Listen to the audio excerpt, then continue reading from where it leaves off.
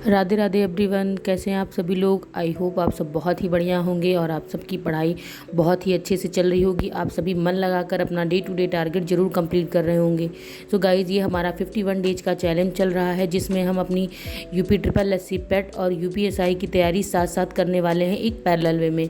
So guys, आज का main motive क्या है कि हमें डिस्कस करना है कि हम अपने आप को मोटिवेटेड कैसे रखें। मतलब पढ़ाई तो हम सभी करते हैं, हर कोई लगा हुआ है पढ़ाई करने में और बहुत मेहनत भी करते हैं, लेकिन कहीं ना कहीं हम थोड़ी देर बाद या कुछ दिन बाद डीमोटिवेट हो जाते हैं कि शायद हमसे नहीं हो पा रहा है या हमसे नहीं होगा या हम तो इतना पीछे रह गए हैं। तो गाइज, ये सब आपको सोचना ही नहीं है, क्योंकि जब अगर आपसे नहीं होगा तो समझ लीजिए किसी से नहीं होगा।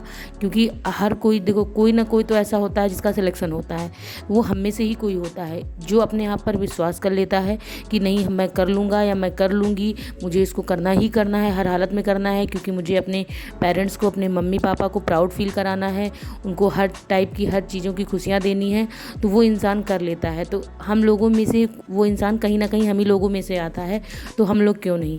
तो मैं भी अपने आप को मोटिवेट रखती हूँ। यही सारी चीज़ें हैं कि जो मुझे लगता है कि मुझे भी मोटिवेट करती हैं पढ़ने के लिए, और आप भी थोड़े समय बाद डिमोटिवेट हो जाते हो। तो इसलिए पढ़ाई के साथ साथ थोड़ा बहुत मोटिवेट भी रहना और अपने आसपास की चीज़ों को देखना, उससे मोटिवेटेड रहना बहुत ज़रूरी है। और हमारे लिए सबसे इम्पॉर्टेंट और सबसे ज़्यादा मोटिवेटेड कोई पर्सन है तो हमारे पेरेंट्स हैं, हमारे मम्मी पापा हैं, जिनको देखकर हमें मोटिवेशन मिलता है। हमें और कहीं से मोटिवेशन लेने की ज़रूरत नहीं है। हम अपने मम्मी पापा को देखकर ही और उनसे डेली उनसे बात करके और उनसे ही अपना मोटिवेशन ले सकते हैं और आगे बढ़ सकते हैं। इसलिए निराश नहीं होना है। आप लगातार ईमानदारी से अपना प्रयास करते रहिए, सफलता एक ना एक दिन ज़रूर मिलनी है। क्योंकि बहुत सारे बच्चे हैं कि जो पढ़ते बहुत हैं, या कहते हैं, आप लोग कहते हैं कि बहुत सारे ऐसे बच्चे हैं बहुत पढ़ते हैं, मैंने देखा है, पर उनका सिलेक्शन नहीं होता है या उनका हो नहीं पाता है। तो अगर आप कभी ध्यान से देखेंगे, आप उस बच्चे से बात करेंगे ना, तो आपको लगेगा कि हाँ, इसको इतनी ज़्यादा नॉलेज है, इसमें नहीं तो कहीं ना कहीं तो इसका होना ही होना है, क्योंकि उसने पढ़ा है, हर चीज़ को ईमानदारी से पढ़ा है। तो इसमें ना सही, यानी किसी चीज़ में ना सही तो दूसरे में तो उसका होगा ही होगा। तो ऐसा ही होता है, मेहनत और पढ़ाई कभी व्यर्थ नहीं जाती है। अगर आप मेहनत करके ईमानदारी से पढ़ रहे हैं तो वो कहीं ना कहीं सार्थक जरूर होगी, आपको कहीं ना कहीं उसका बेनिफिट ज़रूर मिलेगा।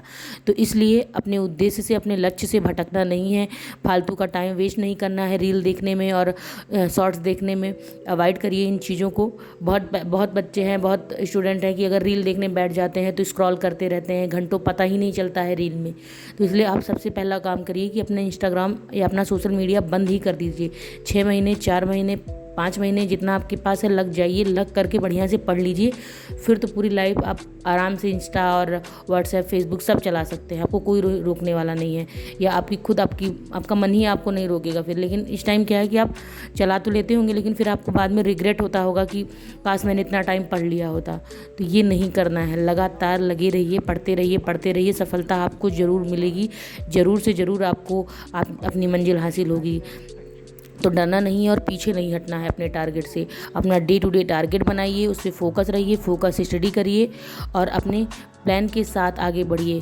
और अगर आपको कहीं से भी कुछ भी चीज़ें मिलती हैं जिससे आपको नॉलेज इंप्रूव होती है या आप अपने प्लान में इंप्रूवमेंट कर सकते हैं, तो उसको तुरंत कैच कर लीजिए। मेरे चैनल से मिलती है तो आप यहाँ से देखिए, कहीं और चैनल से मिलती है तो वहाँ से आप इंप्रूवमेंट कीजिए। इंप्रूवमेंट आपको अपने अंदर इंप्रूवमेंट करनी ही करनी है।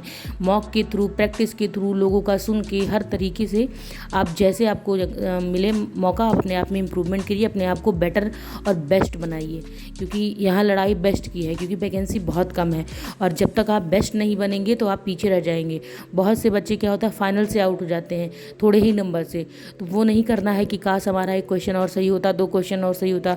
तो काश को अब छोड़िए और लग जाइए इसमें, कि आपको इतना एडवांस, इतना एक्स्ट्रा कर लेना है कि आपको टेंशन ही ना रहे कि मेरा 4 क्वेश्चन 5 क्वेश्चन आगे पीछे हो जाए। तो इसलिए फोकस स्टडी मस्ट है। बहुत सारे बच्चे नींद से तब जगेंगे जब फॉर्म आ जाएगा।